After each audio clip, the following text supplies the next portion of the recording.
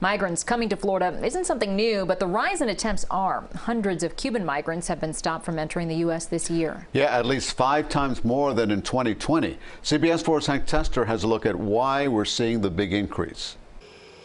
Hurricane season rolls around every year, and pretty much every year since 1960, with the Florida Straits waters calm, it's rafter season. Cuban migrants taking to the waters, doing their best to get out of Cuba, escaping the Castro regime oppression and the classic failure of a socialist economy. I should have said to you when you called me to do the interview, hey, Hank, why don't you get the interview that we did 20 years ago, I don't know, in Key West, and just replay it, because that's exactly the same thing, unfortunately. Since October of last year, the U.S. Coast Guard intercepted nearly 300 Cuban migrants. That's about 5 times more migrants than in the fiscal year 2020. What's driven migration over the past half century with regards to Cuba are 2 factors. One is obviously the Cuban nightmare created by the Castro brothers, combined with the perception of weakness of occupants in the White House that are seeking unilateral concessions with Havana. The Obama administration extended a hand to Cuba, opened a U.S. embassy, ended the wet foot, dry foot policy, relaxed travel restrictions. Cruise ships from the U.S. sailed into Havana. Then the Trump administration reined in that policy, ended the cruise ships, tightened the screws economically.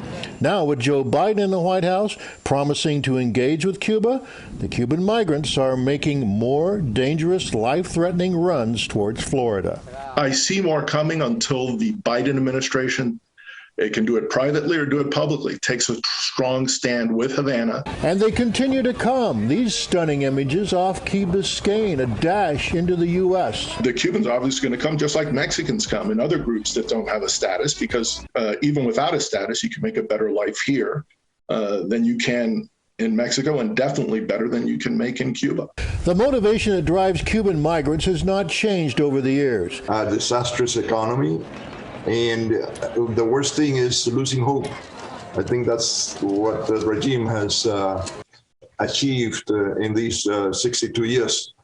It has killed the hopes of the Cuban citizens, and now they don't feel that they can live with dignity in their own homeland. How many have died attempting to make the crossing? That's a question that haunts Ramon Sal Sanchez and John Suarez. Their consistent message to the Cuban people: don't do it, too dangerous. Just recently, off Key West, 10 missing, 2 bodies, and 8 rescued. I'm Hank Tester, CBS 4 News.